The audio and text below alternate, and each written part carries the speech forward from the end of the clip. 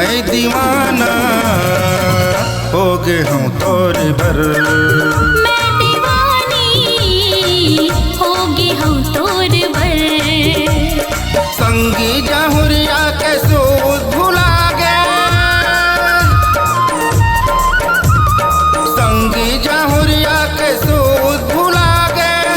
तोरे माया बर, तोरे माया बर। मैं दीवानी हो गई हूँ तोर भर। मैं दीवाना हो गए हूँ तोरे भर।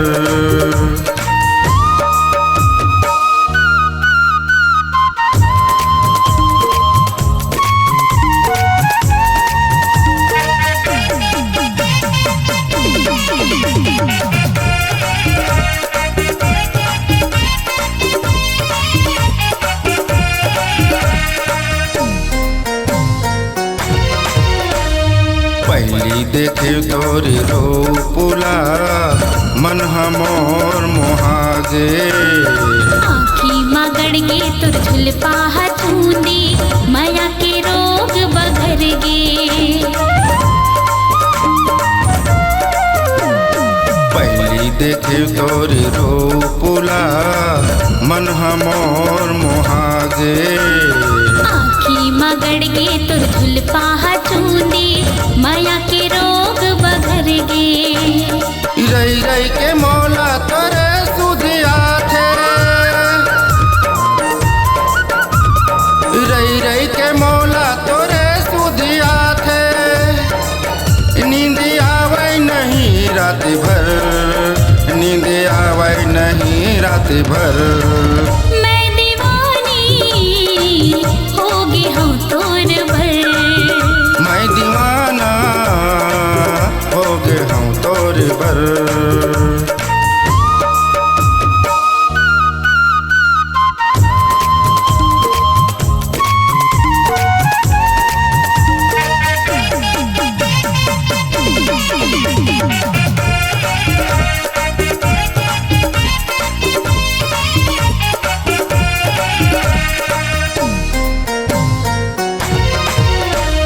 निच्चट बांधा के हे हृदय माँ तोर माया के गठरी।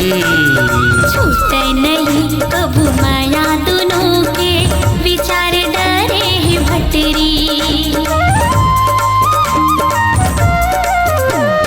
निच्चट बांधा के हे हृदय माँ तोर माया के गठरी। छूटे नहीं कबू माया दोनों के विचार डरे हैं भटरी। फांसी ठेठोली माँ जिंदगी बिताबो, फांसी ठेठोली माँ जिंदगी बिताबो। तय मैं जियत भर, तय मैं जियत भर। मैं दीवानी हो गई हूँ तोर भर। मैं दीवाना हो गए हूँ तोरे भर।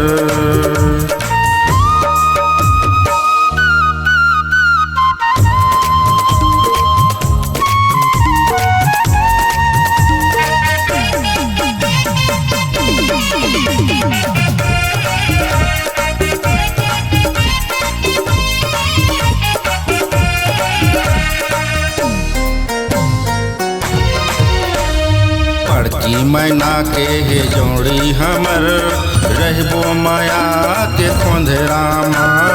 सब सुरता करी मयाला हमर लिख के रखी लिखनामा। पड़ची मैना के हे जोड़ी हमर रहबो माया के खोंधरामा। सब सुरता करी मयाला हमर लिख के रखी लिखनामा। करबो बिहाओ हमन वो दोनों झान,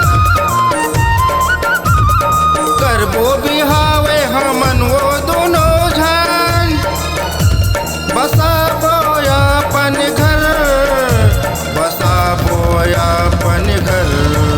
मैं दीवानी हो गई हूँ तोर भर।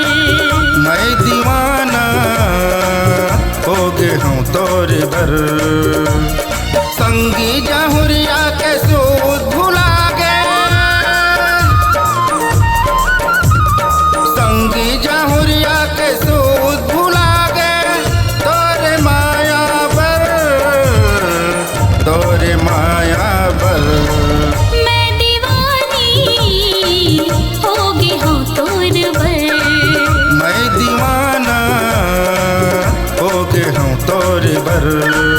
मैं दीवानी होगी हूँ तोर बर, मैं दीवाना हो गए हूँ तोरे बर। छत्तीसगढ़ ही लोक कला मंच मनमितवा दलदल सिवनी रायपुर छत्तीसगढ़ की प्रस्तुति। गायक श्री संतराम लसेले जी।